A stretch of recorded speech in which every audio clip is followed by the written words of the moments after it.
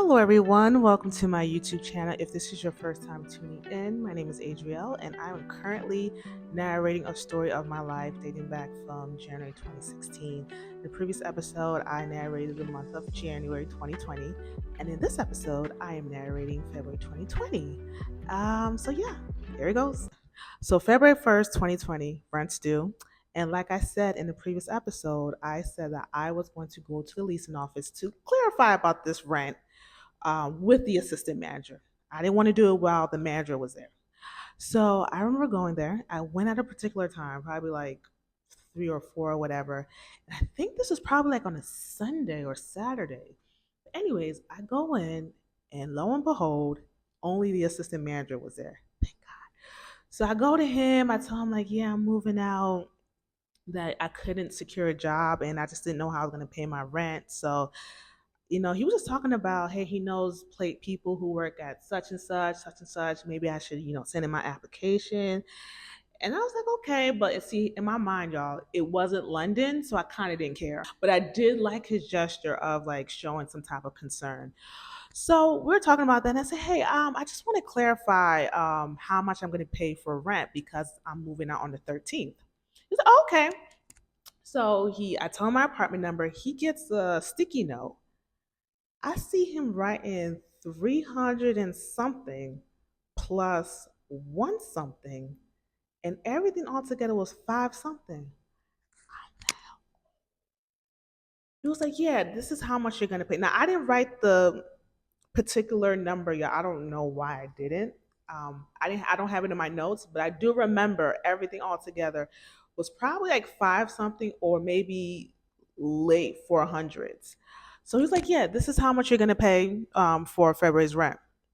I was like, oh, thank you. Okay. Y'all, I leave that place, the leasing office, go into my apartment, and I'm just thinking, God, like, thank you, Jesus. I was like, thank you, Jesus. Because, yeah, I was not going to pay seven. Well, my parents were not going to pay. I wasn't even going to let them pay 1,700 and some change. Yeah, I wasn't even paying 17 when I was living there. So it's like when that happened, it was just a breath of fresh air. And to be honest, y'all, I was just super thankful. I said, Lord, I know this is you. I know this is you. So it was very refreshing.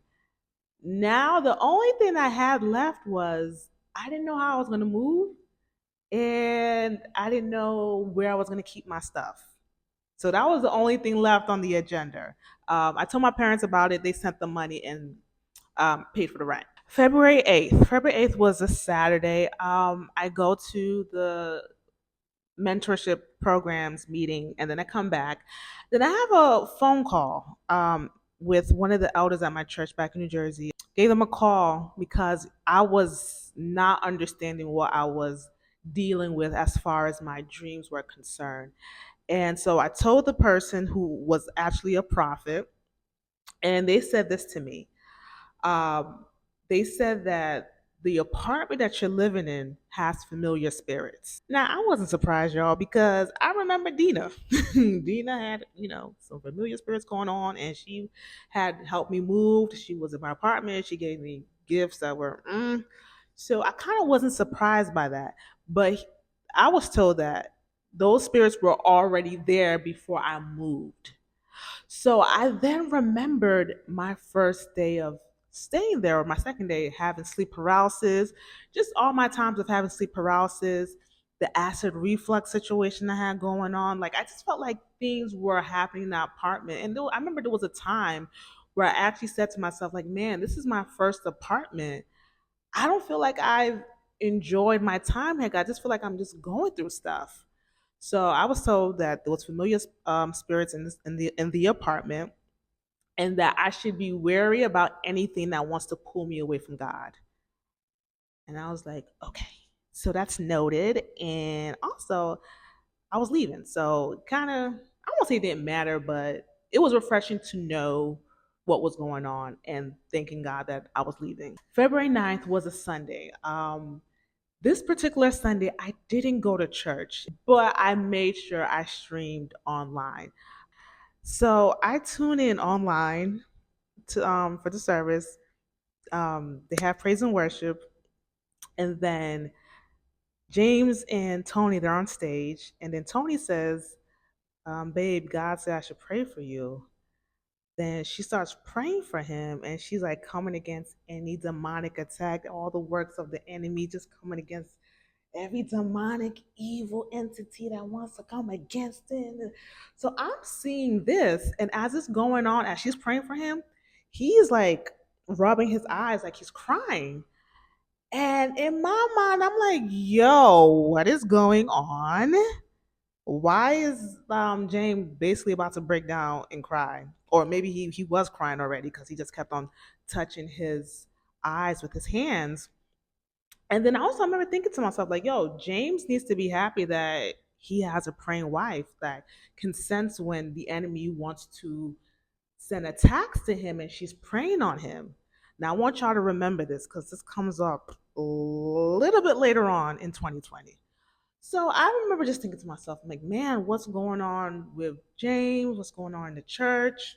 After Tony ends praying for, her husband and everyone's sitting down, James starts making announcements for the church and he talks about how two of the pastors that were at the church, how they were leaving and that they're going to come up at the end of service and they're going to pray for them and basically to send them off. So I was like, oh, okay, such and such is leaving the church. All right, okay. Service ended. They never called those two pastors to pray for them and send them off the right way. I want y'all to remember this because it comes up back in 2020. So yeah. Now back to my situation. At this point, yeah, I was just at home watching the Food Network and just like, I don't even know what I'm doing. I'm supposed to be packing. I haven't packed. I don't know. I just don't know. So I said, you know what? I am going to start on the 10th. I got the 10th, I got the 11th, I got the 12th to finish packing. I can do that. I just got to figure out where I'm packing this stuff to, how I'm moving this stuff to as well. So February 10th comes, I start packing. Start packing, and not only was I packing, but I was also waiting for the maintenance guy to come into my apartment to paint whatever area I messed up in, right? So he told me he would come after working hours, which was like 5:30. So I'm packing, packing, packing, packing, packing. It's like around 5 or 5:30. I don't see him, and the office closes at 6. So I go out. I'm like stationed in my car just to be on the lookout for him. And at this time, too, y'all, I was so nervous. And I think the reason why I was really nervous was because I knew I didn't have that much time left. I low key was contemplating selling my stuff. I remember talking to Ruth as I was stationed in my car waiting for the maintenance guy. I was like, you know what, Ruth, I'm just gonna sell my stuff because I don't know I'm gonna move. I don't. She's like, no, no, Adriel, don't do it, don't do it, don't do it. As she's telling me don't do it, I see the maintenance guy come out of the apartment. So I immediately get out of my car. I said, Ruth, I'm gonna call you back later. Get out of my car, go to him. I was like, hey, you gonna help me with my apartment? So he's like, yeah, yeah, I'm coming. Let me just finish this. So I said, okay. So I go back into my apartment and I'm there. And then probably like 20 or 30 minutes later, he comes in, right? I tell him what happened. I'm like, yeah, I put like some type of glue because I started seeing roaches and I just wasn't used to it. I didn't know what to do. I panicked. So I got some type of glue and it messed up like the corners of the ceiling. Could you help me? Like, I don't know if this can be worked on. And he was like, oh, yeah, I can do it. I could just put white paint over it. I was like, okay, cool. So I'm there and we're just talking a little bit. And I said, hey, by the way, do you know anyone who's like a mover, like someone you know who does moving on the side? I can just pay them like $100 or 200. He was like, no. Then he was like, what are you trying to do? I was like, well, I'm trying to move and store my place. I've looked for places where I can store. I don't know. I just don't know how to do it or how to go about it. And then he says, why don't you get a moving and storing company? I was like, oh, okay. She's like, yeah, maybe pods. She's like, well, pods is kind of expensive, but yeah, try to look for a moving and storing company. So I looked at pods, saw their price. I was like, ooh. So I just Googled moving and storing company in Atlanta and I found one, y'all. I found one. I had wrote an inquiry. And now, mind you, this is like 6 or 7 o'clock at night. I know they're already closed, but I had like submitted inquiry, and yeah, that was it. So I'm like in my head, things are coming together. Things are coming together. This is probably like the last piece, but things are coming together. February 11th. February 11th, I get a call from the moving and storing company, and I basically asked them their rates, tell them what I want to do, that I just want to move all my stuff and store it in their storage. And then she asked me for how many months. I said, I don't know yet. And she actually was asking me too because there's a special that was going on at the time, but I really didn't know how many months. So she told me if I had stored my stuff with them to August, that I'll qualify for the special. But I was like, I don't know how long I'm gonna store my stuff. So she gave me the price, and she said it's gonna be $89.99 every month. I was like, okay, cool. So I felt like the price was reasonable. Honestly, I felt like the price was reasonable. Everything seemed reasonable. Told my mom, she gave me the money. I had to give them the down payment. I had to pay for like the first hour. No, the down payment was for the first hour, and then they were going to charge me $75 after that for each hour. And yeah, I told them I wanted them to come on February 13th, which was the day I was moving out of Douglas, and that was sealed. And I was like, man, I did all that worrying for nothing. That tends to happen to me a lot, and it tends to happen a lot in this story. But yeah, so that was sorted out. I really just believe, like I said, y'all, God was moving. I just had to go with his flow and trust his flow, whether I liked it or not, you know. So that happened. Later on in the evening, I went to the clinic. Yeah, I went to the clinic. So here's the thing with the clinic: every visit you have to pay $20. So whatever it was, you just have to pay $20. I have my $20 and go there. Go there. I see the GI, and they're looking at it. They're doing whatever they need to do. So they say that this is what they're gonna do. They're gonna have me take two tests. I was going to need an H. pylori test. H. pylori, that's a bacteria. I was going to need an H. pylori test and an ultrasound just to be on the safe side to see that nothing else is going on. So the H. pylori test, that was with LabCorp, and that was paid for by them. The ultrasound test too, I think that was going to be later on as well in the month of, actually no, it was in the month of February as well.